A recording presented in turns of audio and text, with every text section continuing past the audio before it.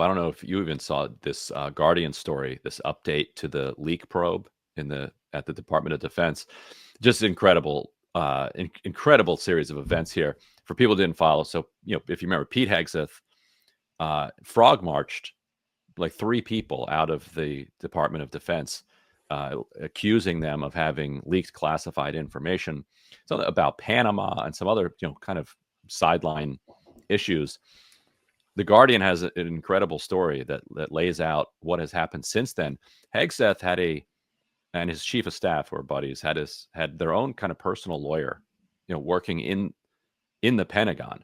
They tasked this guy with overseeing this leak investigation, who's still managing clients who are suing the Department of Defense, and who are in open legal contests with the Department of Defense. So he is at the same time running leak investigations. He's doing cross-examining members of the Pentagon. It's absolutely remarkable situation.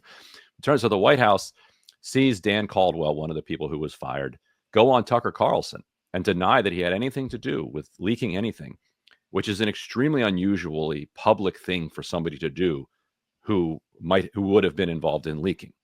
And so people in the White House are like, that's weird. Like, if this guy leaked, he's not going on Tucker Carlson and saying he didn't, because we're the United States government. We'll figure out if he did.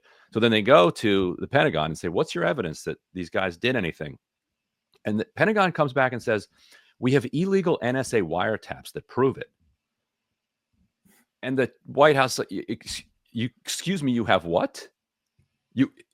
And then he said, well, that's just a rumor I heard. We don't actually have any illegal NSA wiretaps.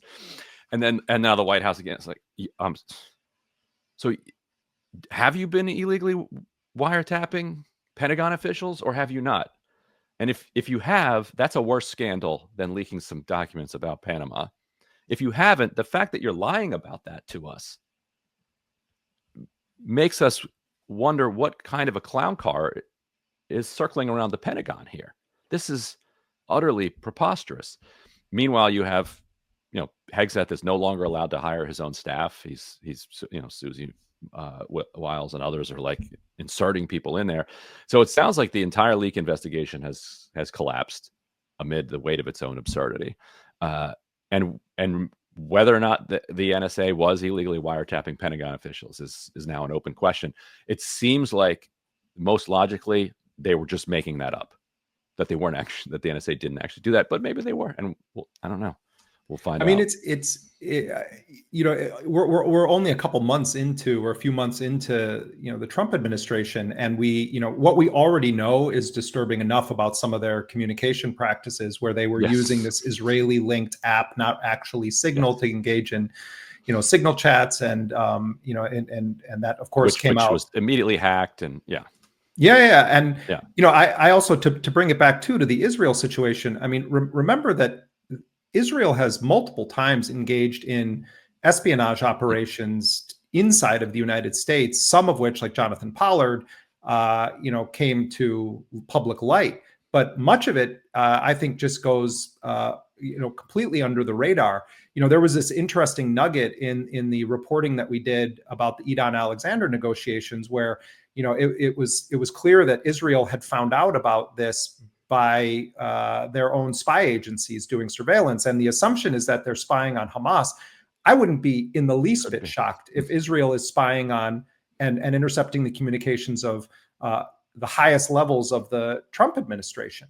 I mean, this is classic from the Israeli playbook. And if Israel is doing that, a so-called ally of the United States, that people that are nations that are classified as adversaries are also doing this. So, there these types of scandals, and what we also know from the Edward Snowden reporting is that you don't even necessarily need to be actively surveilling someone, that often the government is downloading data, whether it's audio or video or texts or what have you, and they use it essentially as a time machine to go back and say, wait a minute, this person's now on our radar, we're going to go back. And there's something in law enforcement called parallel construction, where you can't prove your case legitimately.